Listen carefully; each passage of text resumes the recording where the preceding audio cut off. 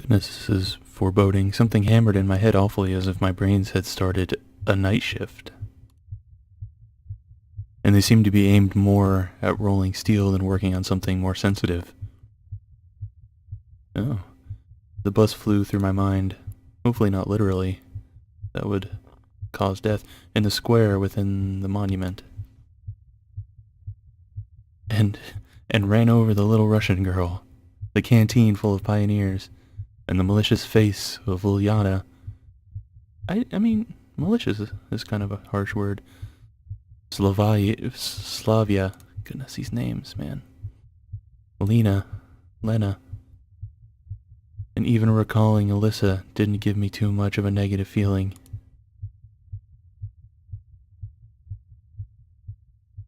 What if I'm here for good?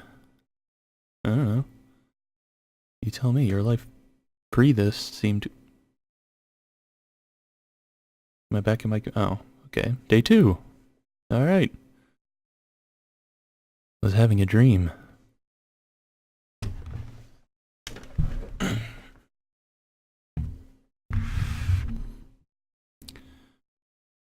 It seemed like I was in some kind of vacuum with nothing but nothing around me.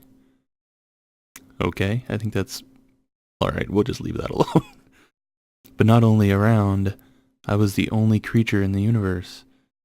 As if the universe had returned to a state of singularity right before the Big Bang.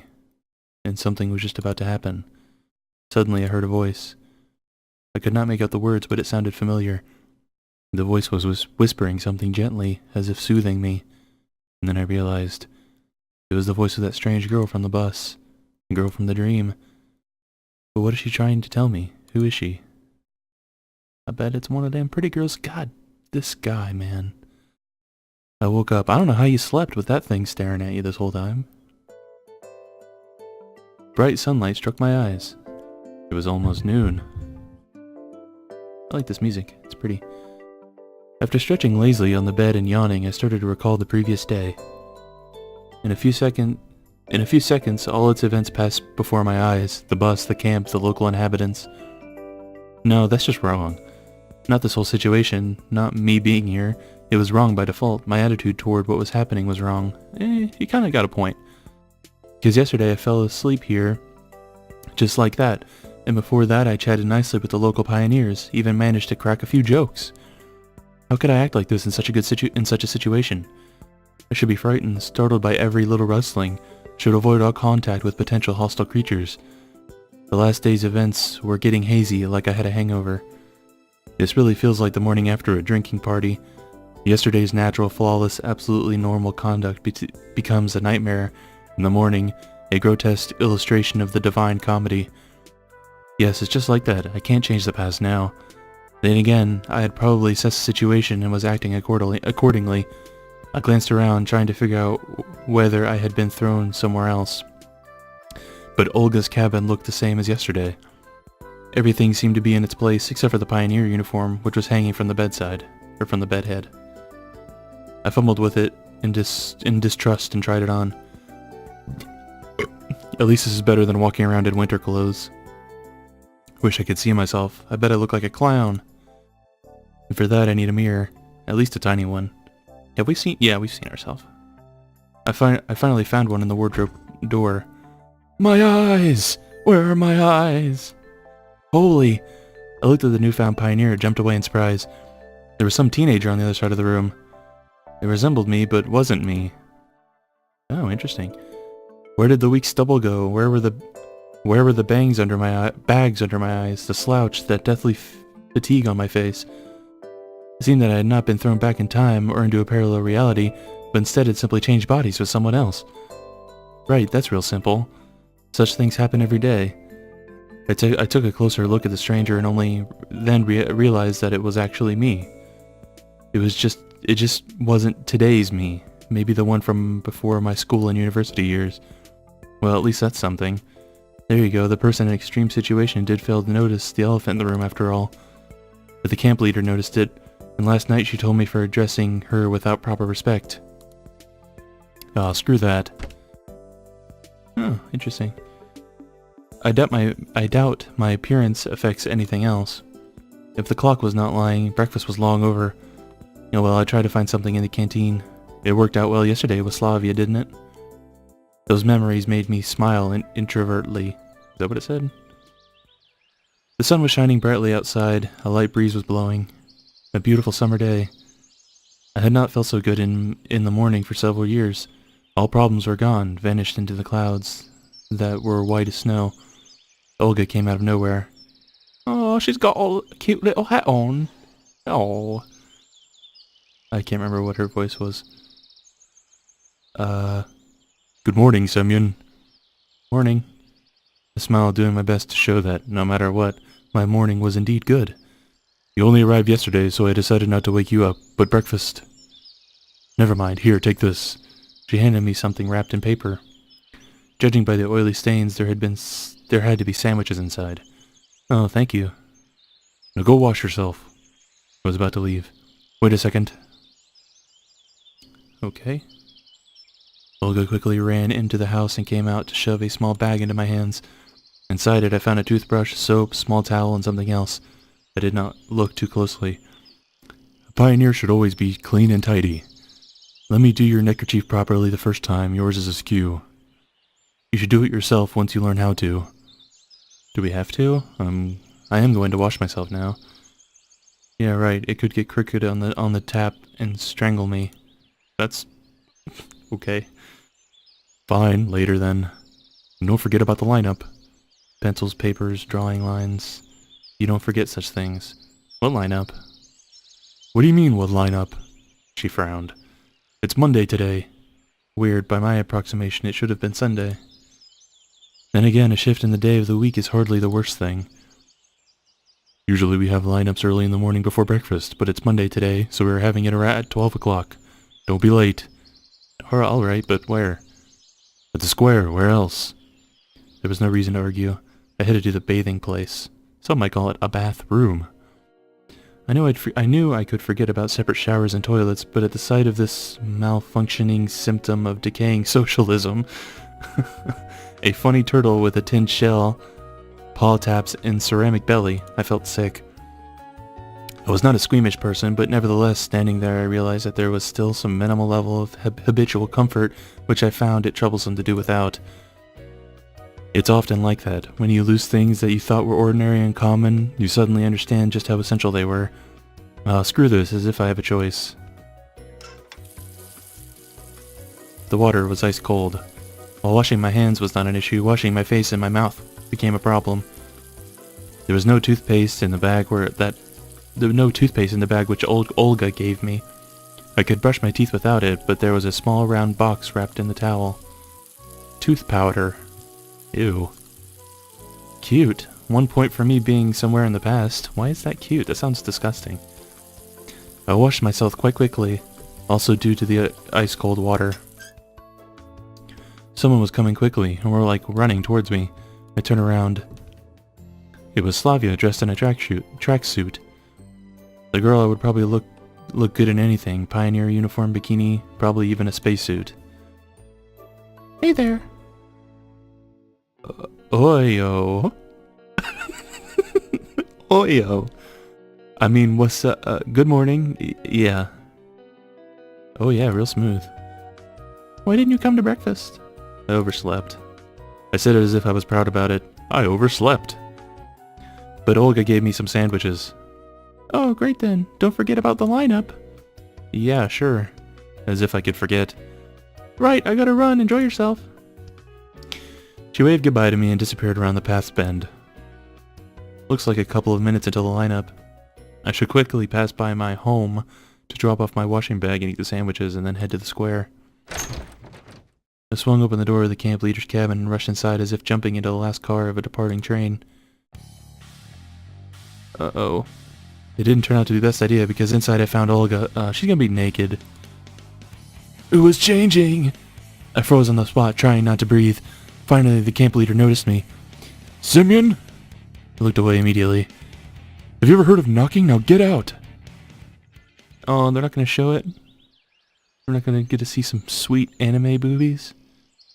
That's disappointing. Yeah, that was real clumsy. Although I did enjoy the sight. Olga followed me out in a minute. Here, take this. Now it is your home too. That's... I just, like, violated her privacy and she's just like, yeah, you can live here now. I mean, you've already seen me naked, so why not? I put it in my pocket.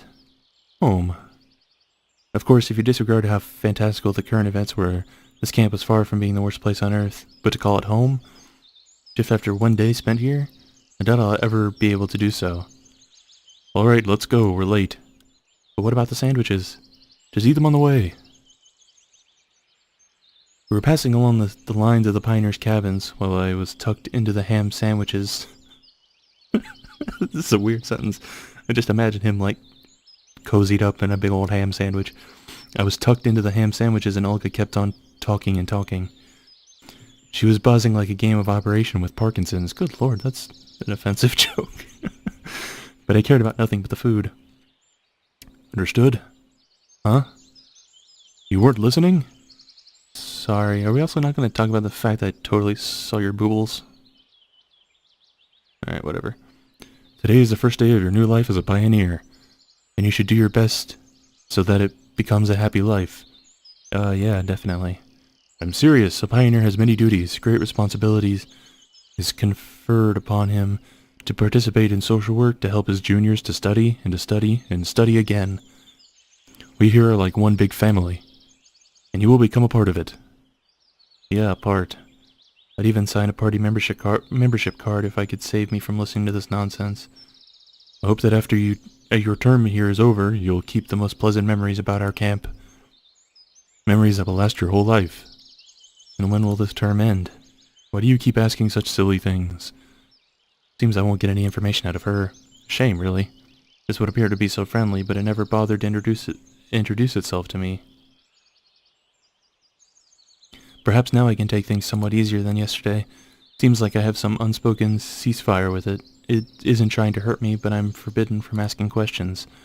Of course, the situation isn't a pleasant one, but what can I do about it? A bad peace is better than a good dispute. It's true. The most important thing for you now... the most important thing for you now is to make the best of the time you spend here. I'll do my best. Honestly, I was very tired of this conversation. It would be good to know where that here is, but...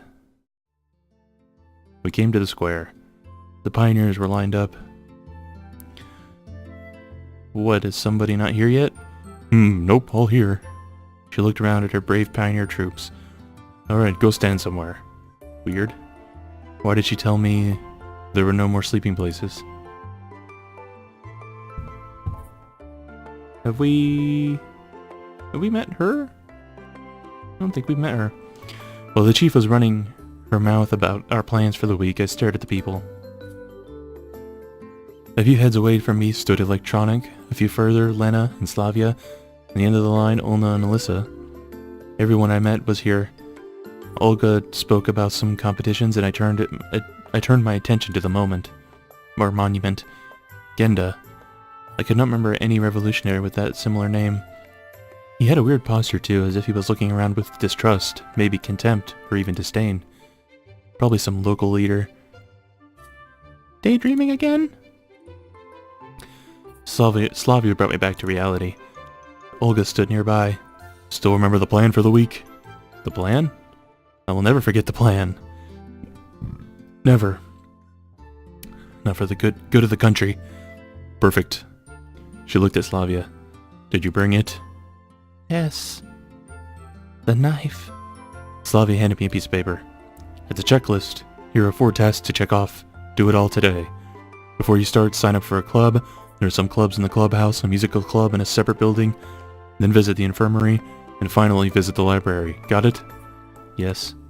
The checklist seemed like a good chance to find out something, since I had to go to places I haven't been before. And come on, start right now. What about lunch? Don't worry, I'll bring you more sandwiches. The checklist is more important.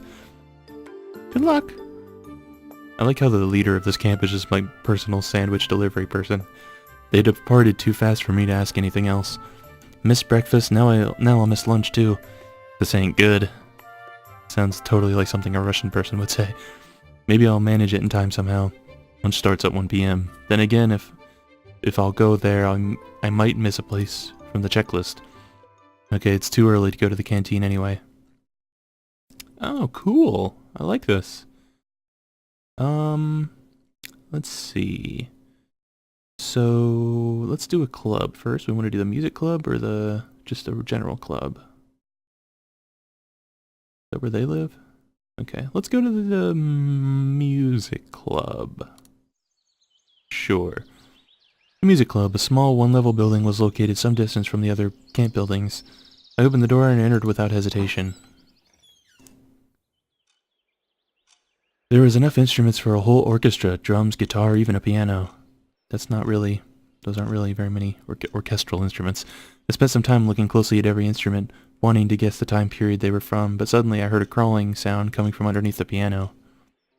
Of course, yeah. A girl, seems like she was looking for something. She was standing on all fours in a suggestive pose that I hesitated to speak at first. Excuse me. Ah! I should come with another voice. Who's there? Bong. She tried to stand up, but the bottom of the piano prevented her from doing so. Ouch! She struggled out. Sorry, I scared you.